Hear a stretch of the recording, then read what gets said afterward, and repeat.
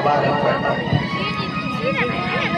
मेरे भगवत श्रोताओं, पवन रेखा दुखी रहने लगी। धीरे धीरे 9 मास समय नजदीक आया है और 9 मास समय जब नजदीक आया है भगवत श्रोताओं, काले काले बादल उठे हैं, घनघोर घटा छाई, मूसलाधार बारिश, मंदिरों के घंटों उठे, दुनिया में क्या हो रहा है,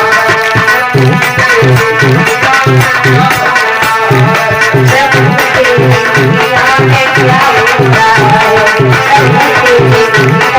क्या हो रहा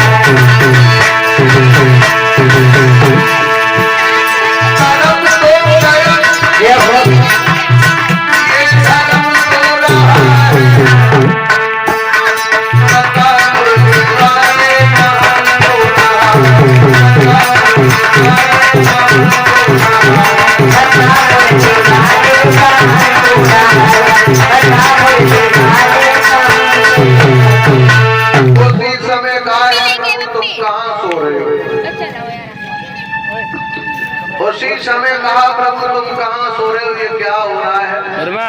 मूसलाधार भागवत श्रोताओं, मूसलाधार बारिश जिस समय शुरू हो गई है, पृथ्वी गाय का रूप धारण करके चिल्ला रही है। भगवत श्रोताओं,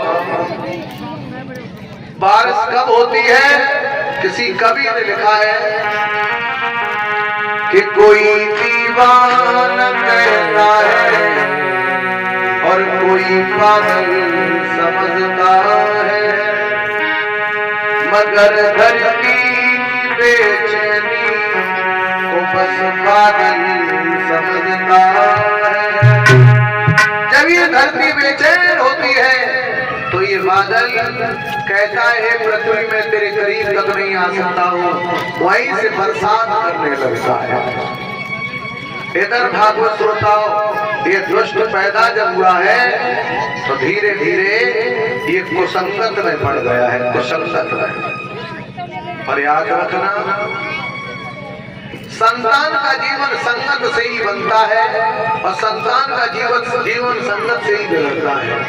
और मैं ये भली बात जानता हूँ, माता हो, आपका बेटा हो, आपकी बेटी हो, जिनके बहुत ज्यादा दोस्त होंगे, आप समझ लेना कि गली में ही चप्पलें चटकाएंगे पूरे जीवन भर। जिनके ज्यादा दोस्त होते हैं उनका जीवन खराब होता है और जिनके कम दोस्त होते हैं उनका जीवन अच्छा होता है। समझ लो। लेकिन मैं इस व्यास मंच पर बैठा हूँ, माताओं, सच बता रहा हूँ, आज दिन तक हमें जीवन में ऐसा कोई दोस्त ही नहीं मिला, आज दिन तक ऐसा कोई दोस्त ही नहीं मिला जिसे हम दोस्त बनाते थे। समझ लो, पूरी जिंदगी भर ऐसा हो गया, कोई दोस्त नहीं मिला। पढ़ने वाले समय में भी अकेला था और आज भी अकेले, क्योंकि कब्र आए संसार में सबकी राखे खैर, और ना खाऊ से दोस्ती और ना खाऊ से बैर, ऐसे विचार जीवन भर रहे।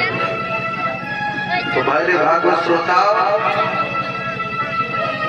ज्यादा दोस्त जिनके होते हैं उनका जीवन खराब हो जाता है और जिनके कम दोस्त होते हैं उनकी बुद्धि केवल एक दूसरी जगह पर होती है, उस मंजिल को प्राप्त करता है। ज्यादा दोस्तों की बुद्धि सुने कहाँ चलना है, तेरा दोस्त करोगे तो तेरे जगह पार्टी में जाना पड़ेगा।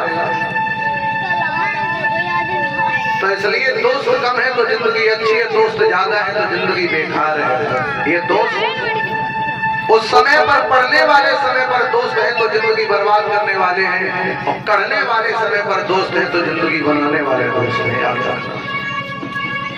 कंस की कुसंगत हो गई, बहुत सारे दोस्त हो गए हैं। और याद रखना, औलाद अधिकतर कुछ लोग अपने आप बिगाड़ लेते हैं। औलाद को ओवर खर्चा दोगे तो गड़बड़ हो जाएगा।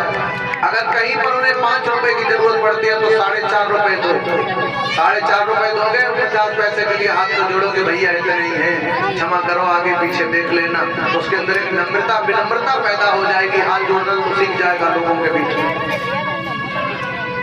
तो इसलिए मेरे भगवत श्रोताओं, संगत का बहुत बड़ा असर होता है। आप लोगों ने देखा होगा, गांव में पट्टा बिकता है, पट्टा रद्दी होती घरों में, किताबों की पड़ी। कबाड़े में बेचो तो रद्दी पट्टा कितने रुपए किलो बिकता है?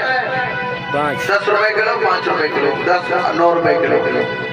और वही पट्ठा तुम जब हलवाई की दुकान पे जाओगे, मिठाई अगर तुमने 500 रुपए किलो वाली पसंद करी तो पट्ठा पहले रखा जाएगा, मिठाई बाद में रखी जाएगी। क्योंकि जो पट्ठा तुमने 10 रुपए किलो बेचा है, वो पट्ठा मिठाई की संगत होने के कारण आज तुम 500 रुपए किलो में खरीद रहे हो। ये असर किसका है?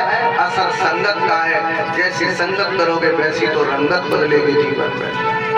बांस की लकड़ी देखी होगी तुमने, इतनी बड़ी बांस की लकड़ी कहीं पड़ी हो, कोई उठाता है? कोई नहीं उठाता है। और वही बांस की लकड़ी अगर कहीं कुल्फी में लगी हो तो हम लोग पहले कुल्फी खाते हैं, और कुल्फी खत्म हो जाती है तो 2 मिनट तक वो लकड़ियां चाटते रहेंगे। क्यों? वो लकड़ियां की जो संगत कुल्फी की रही, इसलिए वो लकड़ियां मीठी हो गई है, मीठी। तो जैसे कि संगत करोगे वैसा